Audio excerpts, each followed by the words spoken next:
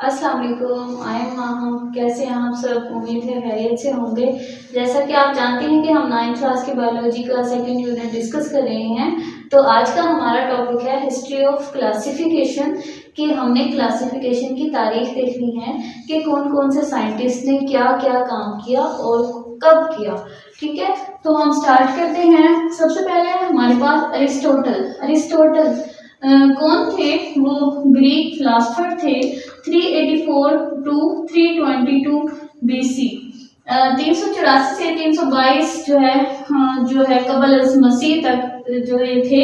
और इन्होंने क्या काम किया? Classified organisms into two groups. इन्होंने जानदारों को दो ग्रुप्स में डिवाइड किया, प्लांट्स एंड एनिमल्स, पौधों और जानवरों में। यानी अरिस्टोटल का क्या काम है? उसने जानदारों को दो ग्रुप्स में डिवाइड किया, पौधों और जानवरों में।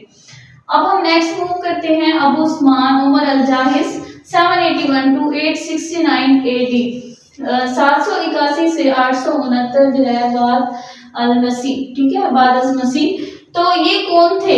ये अरब स्कॉलर थे, अरब के स्कॉलर थे।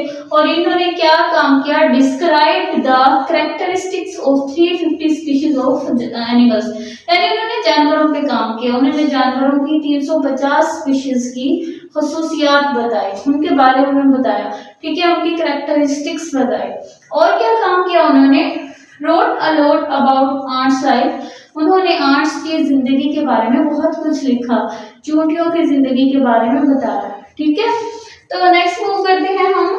नेक्स्ट है हमारे पास एंड्रिया सिसल्पिनिया 1519 टू 1603 एडी। इसने ये जो हमारे पास साइंटिस्ट है, इन्होंने क्या काम किया? Divided plants into 15 groups and called them genre.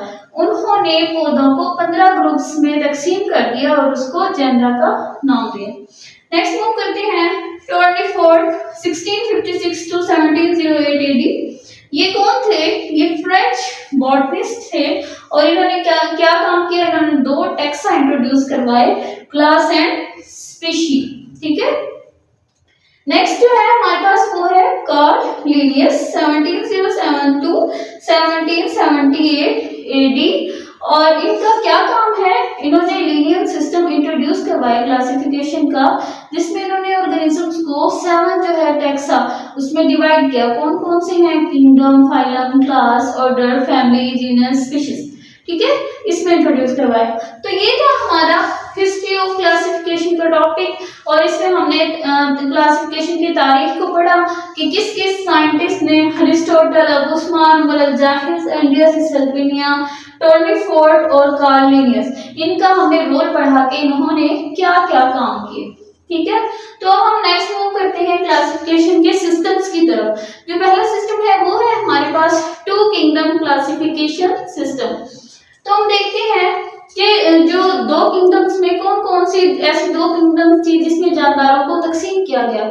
वो हमारे पास हैं एनिमेलिया एंड प्लांटी, पौधे और जानवर। ठीक है, तो किंगडम प्लांटी में किस किस को रखा गया? ऑटोट्रॉफ्स को। ऑटोट्रॉफ किसे कहते हैं?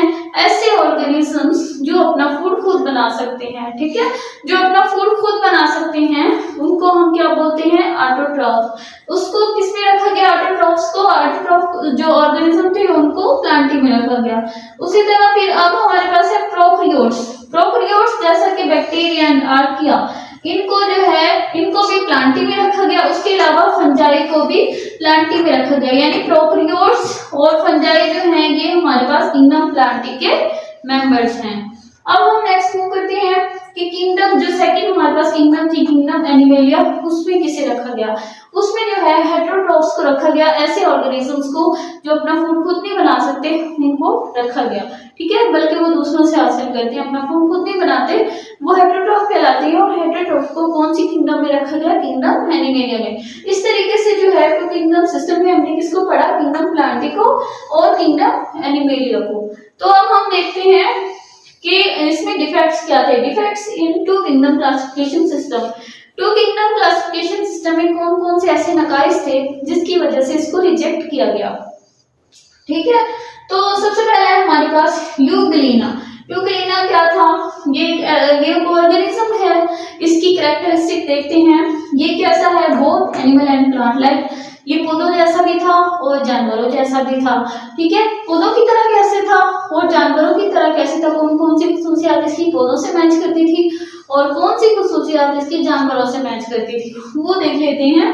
तो इसकी प्लांट लाइक कैरेक्टरिस्टिक्स कौन सी थी, प्रेजेंस ऑफ क्लोरोफिल, कि इसके अंदर क्लोरोफिल मौजूद था। क्लोरोफिल जो है प्लांट्स के अंदर मौजूद होता है और क्या करता है, फोटोसिंथेसिस करवाता है, सनलाइट की प्रेजेंस में फोटोसिंथेसिस में रोल प्ले करता है। ठीक है, तो यूग्लिना में ये मौजूद था, तो ये कैरेक्टरिस्टिक इसकी प्लांट से मैच हो गई।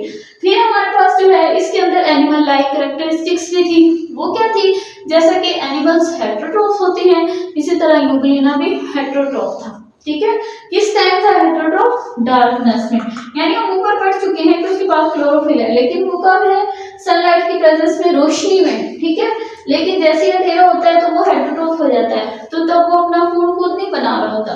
ठीक है, तो ये हो गई हेटेरोट्रॉफ, कौन होते हैं, एनिमल्स होते हैं। तो इस हवाले से जो है ये एनिमल्स की तरह मैच हो गया।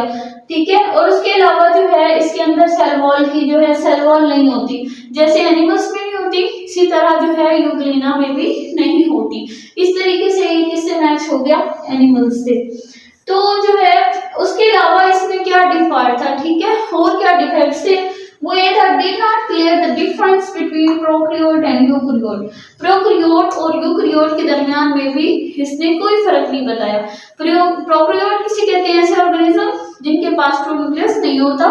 ठीक है, और यूकैरियोट किसे कहते हैं, ऐसे ऑर्गेनिज्म जिनके पास ट्रू न्यूक्लियस प्रेजेंट होता है। तो इसने इस जो टू किंगडम क्लासिफिकेशन सिस्टम था, इसने जो है ऑर्गेनिजम्स के दरमियान प्रोकैरियोट और यूकैरियोट का जो डिफरेंस था उसको क्लियरली नहीं बताया।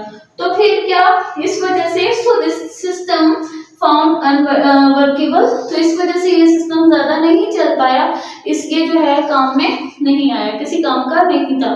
तो आज के लेक्चर का इख्तिताम होता है। अपना बहुत सारा ख्याल रखिएगा, मिलते हैं नेक्स्ट लेक्चर में। अल्लाह हाफिज।